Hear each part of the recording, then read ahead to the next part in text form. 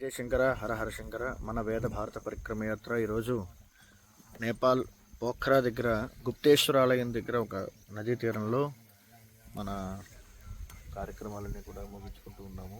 నిత్య దేవతార్చన ఇవన్నీ కూడా కార్యక్రమాలు అవుతున్నాయి.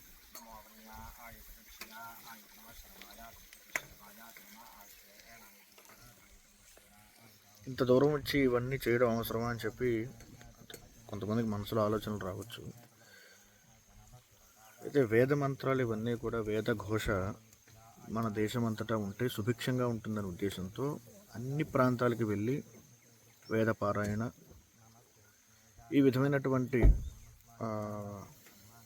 అభిషేక కార్యక్రమాలు ఆధ్యాత్మిక కార్యక్రమాలు నిర్వహిస్తూ ఉన్నాం. ఇది ఎవరు చూసినా చూడకపోయినా ఇది మా వరకు మేము చేస్తున్నాం. ఇది చూడాల్సిన పని లేదు. మంత్రశక్తిని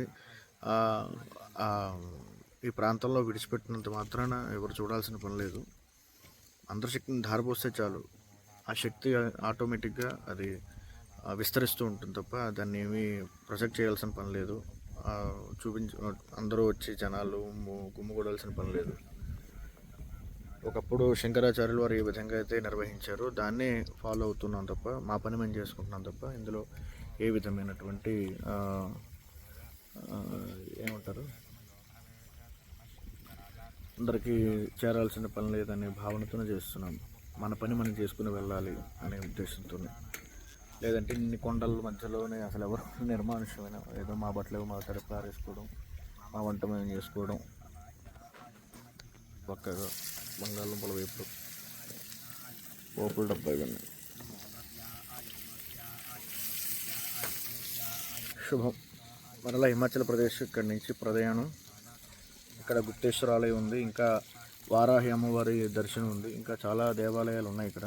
అవన్నీ కూడా దర్శించుకొని ఈ ప్రాంతం అంతా కూడా వేద ప్రచారం చేసుకొని మేము వెళ్ళిన ప్రతి చోట కూడా ముఖ్యంగా ఏం చెప్తున్నామనంటే ఇక్కడున్న బ్రాహ్మణ పిల్లలు కానీ ఎవరున్నారో వాళ్ళందరి డీటెయిల్స్ సేకరించి వారిని వేదాధ్యయనానికి మక్కువ చూపేలాగా వాళ్ళని ప్రేరేపిస్తూ మీరు ఇటువంటి చిన్న చిన్న పనులకు కాదు. ఎందుకంటే బ్రాహ్మణులు ఇక్కడ చాలామంది వివిధ రాష్ట్రాల్లో ఏం జరుగుతుందంటే సొంత కులవృత్తిని వదిలేసుకొని ఏవో అక్కడక్కడ చిన్న చిన్న పనులు చేసుకుంటూ, హోటల్లో పని చేసుకుంటూ, సర్వర్లుగా పని చేసుకుంటూ, అంటే నేను ఇలా అనకూడదు కానీ ఇంకా అన్ని చోట్లకి కూడా చిన్న చిన్న కార్యక్రమాలు చేసుకుంటూ బతుకు తిరుగు చూసుకుంటూ ఉన్నారు. కానీ వేదాధ్యయనం అధికారం ఉన్నవాళ్ళు అలా ఆ విధంగా అన్నీ వదులుకొని ఎవరైనా వేదాధ్యయనం చేసిన వాళ్ళే బ్రాహ్మణులతో సమానం. అది ఏ కులం వాళ్ళైనా. ఇప్పుడు నేను కులం గురించి మాట్లాడట్లేదు, కానీ అధికారం ఉన్నవాళ్ళు, గుళ్ళల్లో అర్చకత్వం చేయాల్సిన వాళ్ళు ఇవన్నీ కూడా వదిలేసుకుంటే రేపు పొద్దున్న గుళ్ళో దీపం ఎవరు పెడతారు, ధూపదీప నైవేద్యాలు ఎవరు చేస్తారు, ఇంటింటికి వచ్చి పౌరేత్యం ఎవరు చేస్తారు? ఎప్పుడైతే బ్రాహ్మణత్వం ఈ వేదం అంతరించిపోతుందో హిందూ ధర్మం కూడా అదేవిధంగా సన్నగిలుతుంది.